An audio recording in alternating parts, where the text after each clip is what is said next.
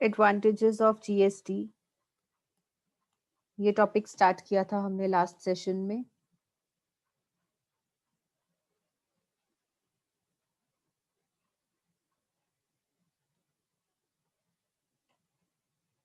जल्दी से देख लेते हैं कि लास्ट सेशन में क्या किया था।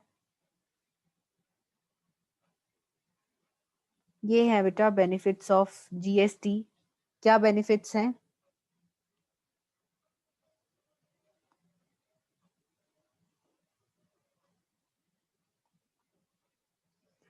Common national market, first benefit is common national market. GST की वजह से, क्योंकि सब इनडायरेक्ट टैक्सेस, जो पुराने इनडायरेक्ट टैक्सेस हैं वो सब खत्म हो गए हैं, एलिमिनेट हो गए हैं।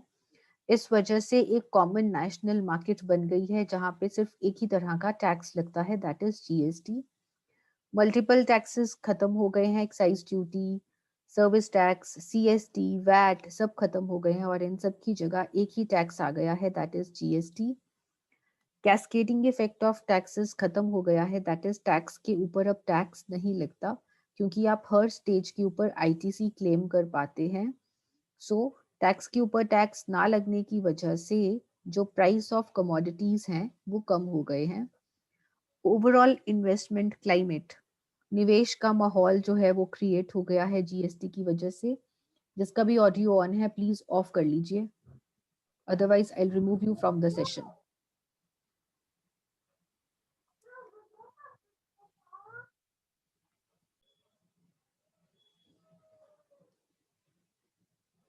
ओवरऑल इन्वेस्टमेंट क्लाइमेट जो है वो इससे इम्प्रूव होता है जीएसटी से।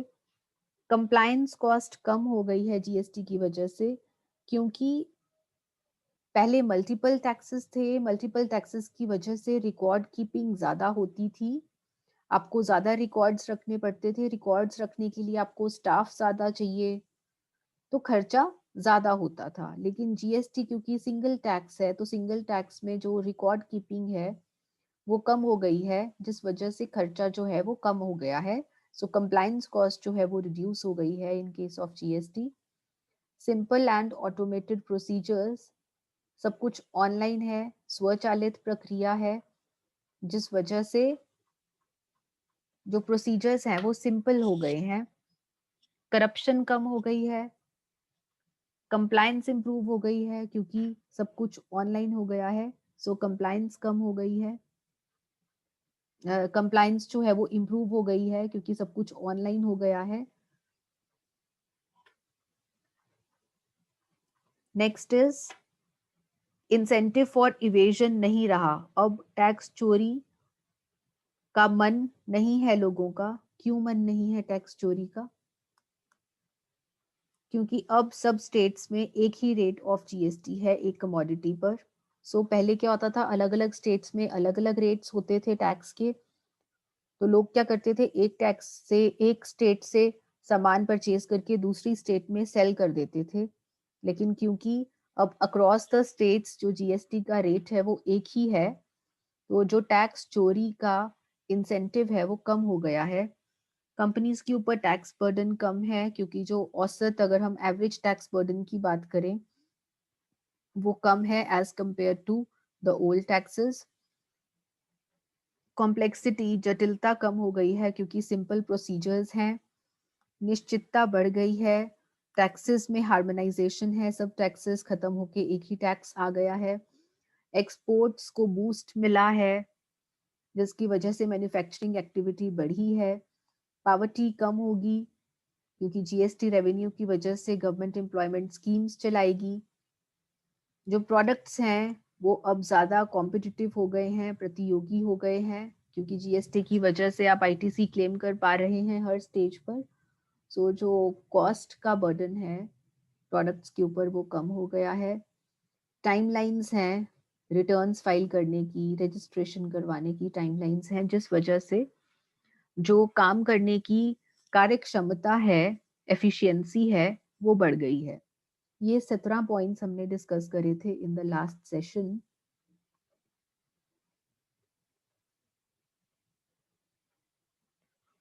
आज हम आगे डिस्कस करते हैं। अब हमारे 2 ही पॉइंट्स और बचे हैं एडवांटेजेस के, उसके बाद हमारे एडवांटेजेस खत्म हो जाएंगे। That is transparent system.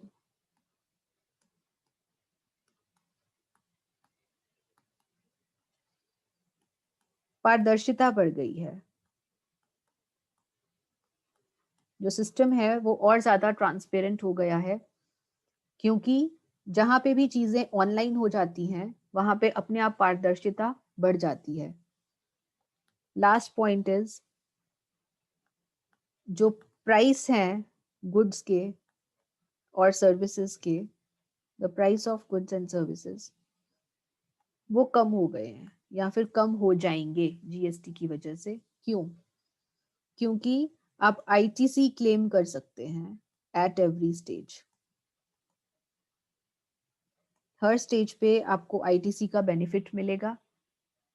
और आईटीसी का बेनिफिट क्या होता है? जो आईटीसी है वो कॉस्ट में ऐड नहीं होता, क्योंकि ये कॉस्ट में ऐड नहीं होगा तो इसके ऊपर सबसे पहले तो टैक्स ऑन टैक्स नहीं लगेगा। और क्योंकि टैक्स ऑन टैक्स नहीं लगेगा तो बट ऑब्वियस जो प्राइसेस हैं वो कम हो जाएंगे। So this is all in advantages of GST. इसका चार्ट आप खुद बना लीजिए। Then is drawbacks of GST. Drawbacks मतलब अब कमियां क्या हैं जीएसटी में। अगर देखें तो क्या कमियां हैं? हर चीज के दो पहलू होते हैं, एक अच्छा और एक बुरा। अच्छी चीजें हम डिस्कस कर चुके हैं जीएसटी की, लेकिन कहीं ना कुछ कमियां भी हैं जीएसटी में। क्या कमियां हैं? First is not a single tax. अरे भाई, अभी तक तो हम यही डिस्कस कर रहे थे कि जीएसटी सिंगल टैक्स है। अब अच्छाई करने वालों ने अच्छाई कर दी, अब बुराई करने वाले क्या कह रहे हैं अच्छाई वालों से कि आप क्या कहते हैं कि ये सिंगल टैक्स है। वो कहते हैं भाई सच्चाई तो ये है कि ये सिंगल टैक्स नहीं है। सिंगल टैक्स होते हुए भी यहाँ पे ड्यूअल मॉडल है। ड्यूअल मॉडल डिस्कस किया था। ड्यूअल मॉडल क्या था? जहाँ पे सेंट्रल गवर्नमेंट और स्टेट गवर्नमेंट मिलके आपस में टैक्सेस लगाते हैं।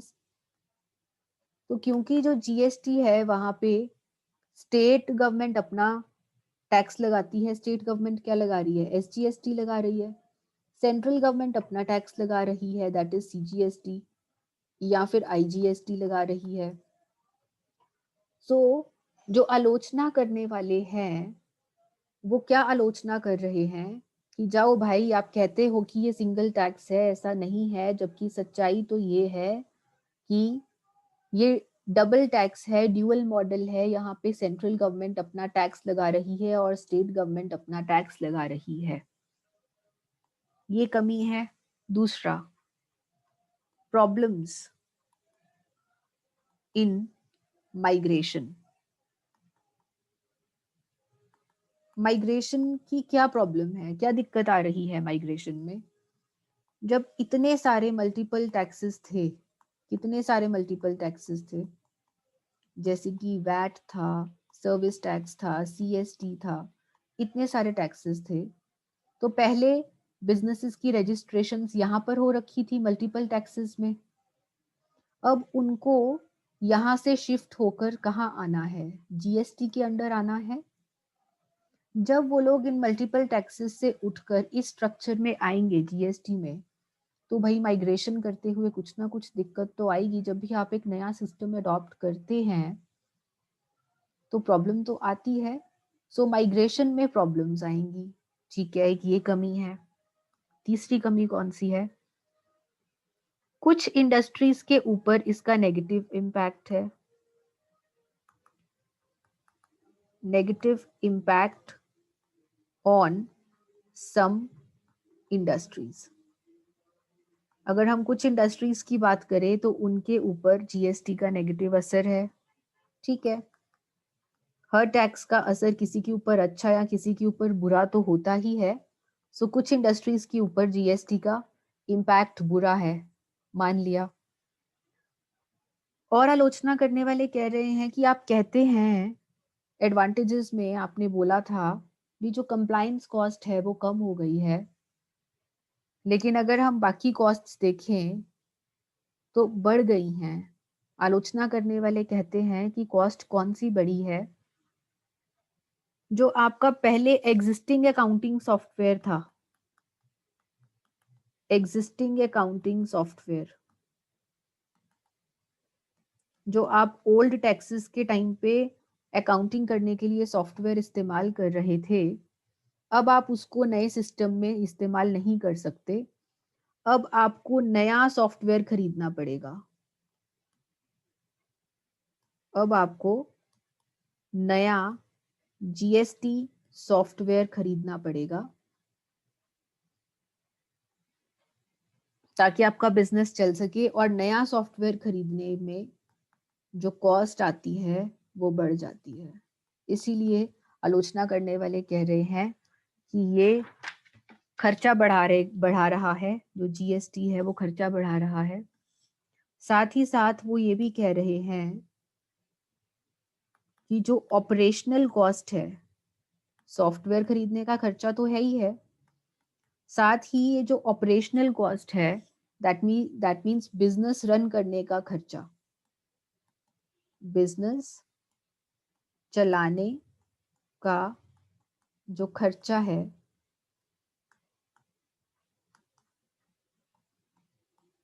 वो बढ़ रहा है जीएसटी के साथ। क्यों बढ़ रहा है? क्योंकि वही टैक्स रिटर्न्स फाइल करनी है,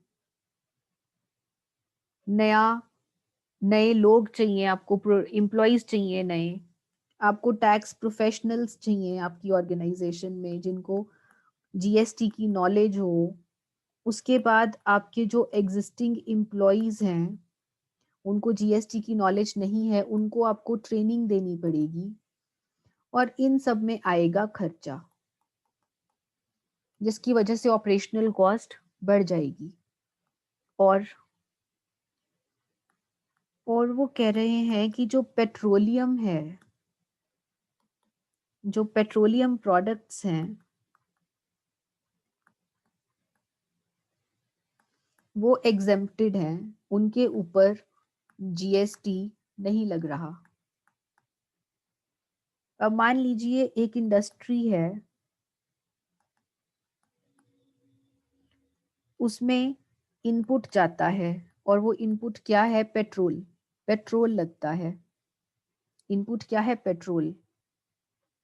और ये इंडस्ट्री पेट्रोल को यूज करके आगे फिनिश्ड गुड्स बनाती है। तो क्योंकि ये जो पेट्रोल है ये एग्जेम्प्टेड है, इसके ऊपर आप जीएसटी पे करके नहीं आए, आप कोई और टैक्स पे करके आए हैं, तो क्या आपको इसका क्रेडिट यहाँ पर मिलेगा? आईटीसी मिलेगा? नो, इसका आईटीसी नहीं मिलेगा, जिस वजह से जो फिनिश्ड गुड्स का प्राइस है वो बढ़ जाएगा। देखो, जीएसटी का क्रेडिट तो तभी मिलेगा अगर आप जीएसटी पे करके आए हैं। जब आप यहाँ पर जीएसटी पे करके आए ही नहीं, आप कोई और टैक्स पे करके आए हैं, मान लीजिए आप वैट पे करके आए हैं, तो वैट का क्रेडिट आपको जीएसटी में कैसे मिल सकता है? नहीं मिल सकता। तो क्योंकि वैट का फायदा आपको जीएसटी में नहीं मिलेगा, तो ये वैट जाके यहाँ पे फिनिश्ड गुड के प्राइस में ऐड हो जाएगा, जिस वजह से आपके जो फिनिश्ड गुड्स के प्राइसेस हैं वो बढ़ जाएंगे। सो वो कह रहे हैं कि उन इंडस्ट्रीज के लिए प्रॉब्लम है जो कि ऐसे प्रोडक्ट्स को यूज कर रहे हैं जो कि जीएसटी के दायरे में नहीं आते, क्योंकि ऐसा होने से वो लोग आईटीसी क्लेम नहीं कर पाएंगे, और अल्टीमेटली इसका इफेक्ट किसके ऊपर पड़ेगा? प्रोडक्ट के प्राइस पे।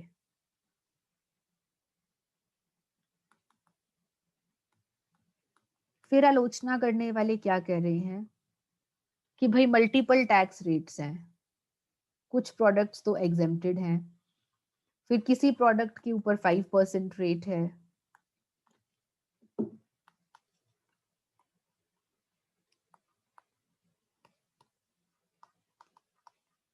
किसी के ऊपर 12%, 18%, 28%। तो इतने सारे रेट्स आपने रख दिए, एक ही रख देते तो क्या चला जाता आपका? आलोचना करने वाले ऐसा कह रहे हैं। मल्टीपल स्टेट रजिस्ट्रेशंस, इसका मतलब क्या है? जहां जहां से आपका बिजनेस काम कर रहा है, दैट मीन्स मान लीजिए ये हेड ऑफिस है, ये ब्रांच ऑफिस है हरियाणा में, हरियाणा में ब्रांच ऑफिस है, ये चंडीगढ़ में हेड ऑफिस है, फिर पंजाब में ब्रांच ऑफिस है, branch office branch office, Himachal Pradesh में ब्रांच ऑफिस है। तो कहने का मतलब क्या है कि जितनी स्टेट्स में आपके यूनिट्स हैं, जहां जहां से आप ऑपरेट कर रहे हैं, हर स्टेट में आपको रजिस्ट्रेशन अलग लेनी पड़ेगी। तो हेड ऑफिस के लिए आपको अलग रजिस्ट्रेशन करवानी पड़ेगी चंडीगढ़ में, हरियाणा में आपको अलग रजिस्ट्रेशन करवानी पड़ेगी जीएसटी की, पंजाब के लिए अलग जीएसटी नंबर होगा और हिमाचल प्रदेश के लिए अलग जीएसटी नंबर होगा। तो जितनी स्टेट्स में आप बिजनेस कर रहे हैं, हर स्टेट के लिए आपको जीएसटी की अलग रजिस्ट्रेशन लेनी पड़ेगी। भाई ये तो झंझट है ही, ठीक है, ये तो सही आलोचना है। और कंप्यूटराइज्ड जीएसटी, अब कंप्यूटराइज्ड जीएसटी तो अच्छी बात है ना, ये सब कुछ ऑनलाइन है, तो फिर क्यों आलोचना कर रहा है ये आलोचना करने वाला, क्यों कमियां निकाल रहा है इसमें? यहाँ पे कमी इसलिए निकाल रहा है क्योंकि वो कह रहा है ऐसे लोग भी तो हैं जो कि कंप्यूटर इलिटरेट हैं। कंप्यूटर इलिटरेट मतलब क्या होता है? जिनको कंप्यूटर के बारे में कोई भी नॉलेज नहीं है, जिनको कंप्यूटर चलाना ही नहीं आता, ऐसे लोग अगर बिजनेस कर रहे हैं तो वो कैसे अपनी रिटर्न्स फाइल करेंगे? ठीक है जी। दूसरी बात ये, ऐसी ऑर्गेनाइजेशंस भी हैं जहां पे कंप्यूटर इंफ्रास्ट्रक्चर ही नहीं है, छोटी छोटी ऑर्गेनाइजेशंस जहाँ पे कंप्यूटर्स ही नहीं हैं, तो वहां पर ऐसे लोग जो कि जिनको ना तो कंप्यूटर्स के बारे में नॉलेज है, ना ही जिनके पास कंप्यूटर्स हैं, तो ऐसे लोग जीएसटी के माहौल में कैसे सरवाइव कर पाएंगे? और क्या कमी है? Unstable economy. स्टेबल का मतलब क्या होता है? स्थिर। अनस्टेबल मतलब अस्थिर, यही होगा। जो इकोनॉमी है, इंडियन इकोनॉमी, उसमें स्थिरता नहीं रहेगी।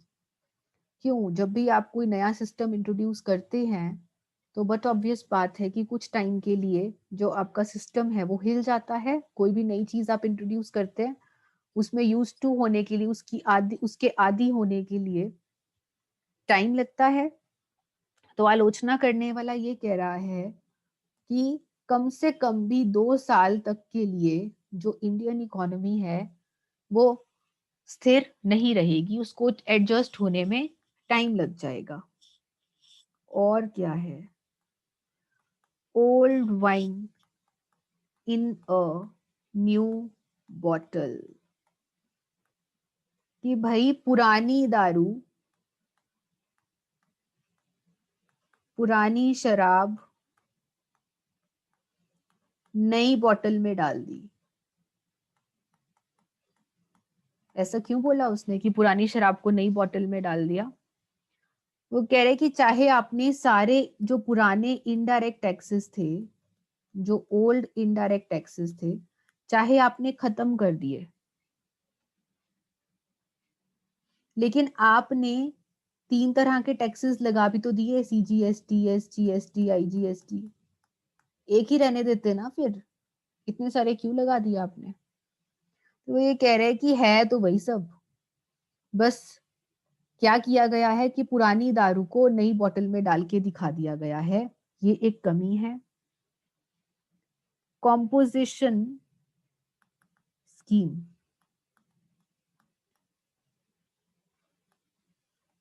रिस्ट्रिक्शंस। अब जो कॉम्पोजिशन स्कीम किसके लिए होती है? स्मॉल टैक्स पेयर्स के लिए, जो छोटे टैक्स पेयर्स होते हैं उनके लिए होती है स्मॉल जो कॉम्पोजिशन स्कीम है। तो जो स्मॉल टैक्स पेयर्स हैं, अगर वो कॉम्पोजिशन स्कीम में जाना चाहते हैं तो आपको पता है कि वो इंटर स्टेट सेल नहीं कर सकते, वो इंटर स्टेट सप्लाई नहीं कर सकते। इंटर स्टेट का मतलब क्या हुआ? What do you mean by inter state?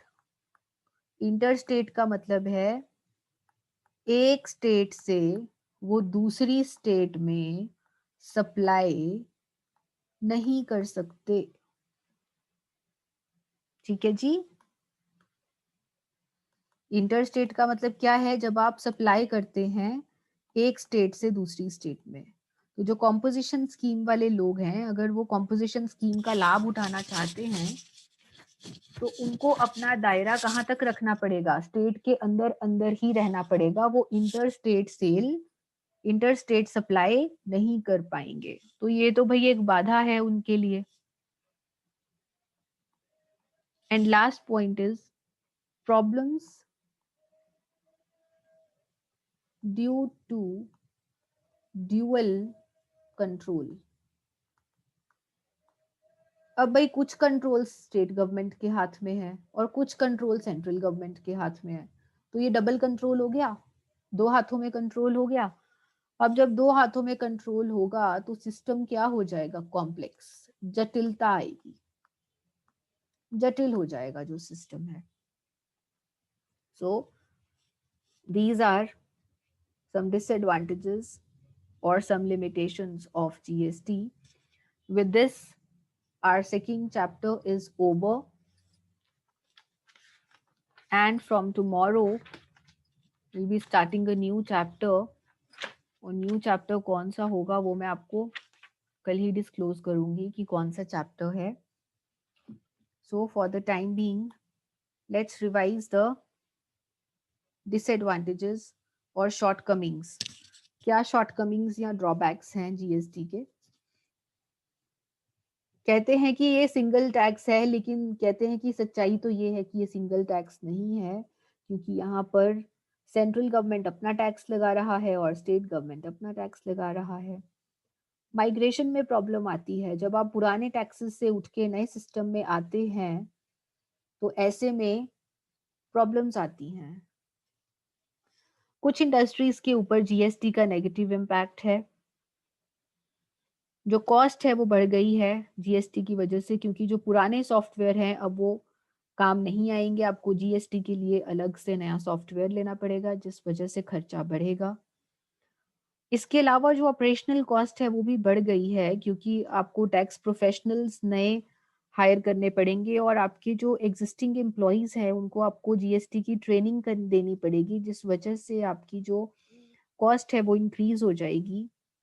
Petroleum products क्योंकि एग्जेम्प्टेड हैं, तो ऐसी इंडस्ट्रीज जो कि पेट्रोलियम प्रोडक्ट को अपना रॉ मटेरियल यूज कर रही हैं, वो जीएसटी पे करके नहीं आई, वो वैट पे करके आई हैं। और क्योंकि वैट का आईटीसी, वैट का बेनिफिट आपको जीएसटी के अंडर नहीं मिल पाएगा, उस वजह से ये वैट जाके फिनिश्ड गुड के प्राइस में ऐड हो जाएगा, जिस वजह से जो प्राइस है वो बढ़ जाएंगे। कहने के लिए सिंगल टैक्स है, लेकिन देखिए तो सही टैक्स के रेट्स कितने हैं। 5%, 12%, 4 टाइप्स ऑफ स्लैब्स हैं इसमें, और एक अलग से 0% वाली स्लैब है। जितने स्टेट्स में आप काम कर रहे हैं, हर स्टेट के लिए आपको अलग से जीएसटी का रजिस्ट्रेशन लेना पड़ेगा।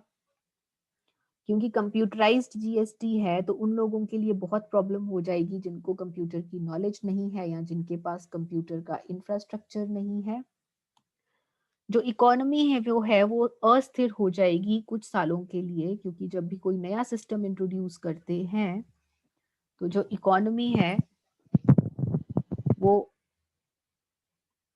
स्टेबल नहीं रहती। Old wine in a new bottle, कहने के लिए तो नया सिस्टम है, लेकिन देखा जाए तो पुरानी शराब को नई बॉटल में डाल दिया है। चाहे सारे इनडायरेक्ट टैक्सेस खत्म हो गए हैं, लेकिन अभी भी 3 तरह के टैक्सेस तो लग ही रहे हैं। कॉम्पोजिशन स्कीम जो स्मॉल टैक्स पेयर्स के लिए है, ये tax payers inter state supply नहीं कर पाएंगे, क्योंकि कॉम्पोजिशन स्कीम इंटर स्टेट वालों के लिए अप्लाई नहीं होती, जो एक स्टेट से दूसरी स्टेट में अपना सामान सप्लाई कर रहे हैं। तो इनके लिए ये एक बाधा है। ड्यूअल कंट्रोल की वजह से प्रॉब्लम है, क्योंकि कुछ कंट्रोल सेंट्रल गवर्नमेंट के हाथ में है, कुछ कंट्रोल स्टेट गवर्नमेंट के हाथ में, जिस वजह से जो सिस्टम है वो कॉम्प्लेक्स हो गया है. तो this is all in this chapter. अब इम्पोर्टेंट क्वेश्चंस कौन से हैं इस चैप्टर के? इम्पोर्टेंट क्वेश्चंस कौन से हैं भाई? इस चैप्टर में तो ऐसा कुछ है ही नहीं जो कि अनइम्पोर्टेंट हो. इसमें तो हमने 3 क्वेश्चंस कवर कर रहे हैं और तीनों के तीनों इम्पोर्टेंट हैं. इम्पोर्टेंट क्वेश्चंस चैप्टर 2, ये तो पूरा का पूरा टॉपिक ही इम्पोर्टेंट था आपका. इसमें हमने 3 क्वेश्चंस करे हैं, that is shortcomings of the present system, then features, 4 questions और सारे लॉन्ग हैं. क्वेश्चन 1 जो आंसर लॉन्ग क्वेश्चन टाइप में आ सकता है, that is define GST. GST क्या है and what are the shortcomings of the present system. Shortcomings, shortcomings का मतलब क्या होता है? कमियां. जो पुराना सिस्टम था उसमें क्या शॉर्टकमिंग्स थी.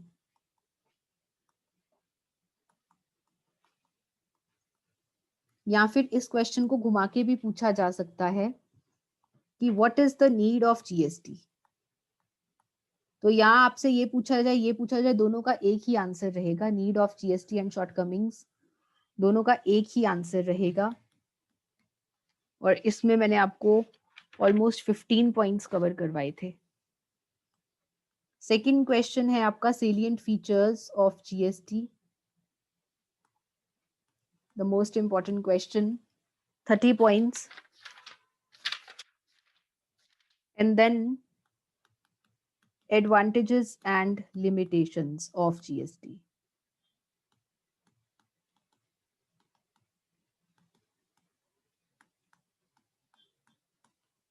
Fine. So these are some important questions from chapter 2.